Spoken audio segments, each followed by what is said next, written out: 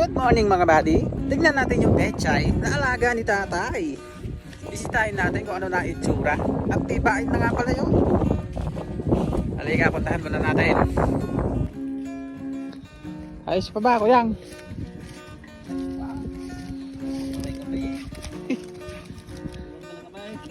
Nakaw!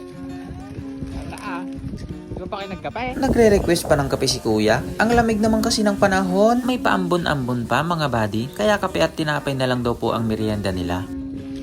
Mayari, kung pagdara. Mayari.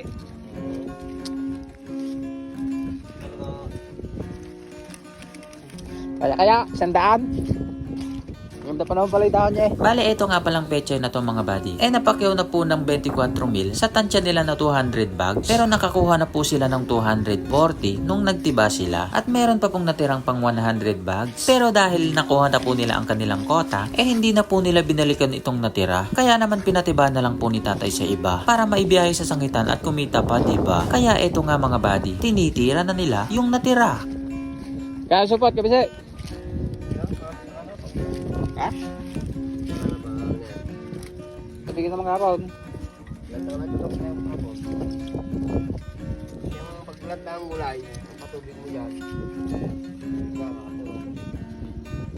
Patubig mo ng araw yan, hindi na mabaho yan, maluluto na yan. Buti na lang at naisipan pang alagaan ni tatay itong pechay mga buddy na dati sana ay pababayaan niya na lang dahil sa sobrang pangit na po ng kanyang dahon. Pero dahil sa araw-araw po nilang pag-aalaga at pag-i-spray ay gumanda po ang dahon nito at napakyaw pa ng 24. Abay kita mo nga naman yung pechay na wala nang kapag-apag-asa pero kita mo naman abay kikita pa pala. Akalain mo yun. Pagdating sa gulay abay sipag at tiyaga lang talaga mga buddy para kumita. Huwag mo lang sasamahan ng kalokohan at nakaw baka lugi-lugi ka. Ito na nga yung naging itsura ng pechay mga buddy. Nagbago naman siya, di ba? Hindi gaya nung tulad nung na nung maliliit pa, talagang naparpar po siya at naubos yung dahon niya. Okay naman po pala yung naging resulta. Dahil po yan sa araw-araw na pag-aalaga. Araw-araw ini-sprayan. Kaya gumanda rin po yung dahon niya mga buddy.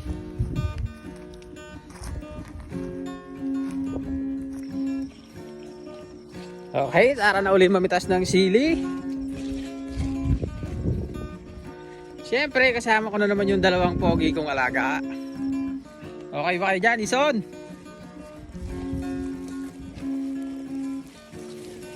Ba, hindi nyo kasi nalubog ha. Daya kayo, iniiwan nyo ako ha. Bye.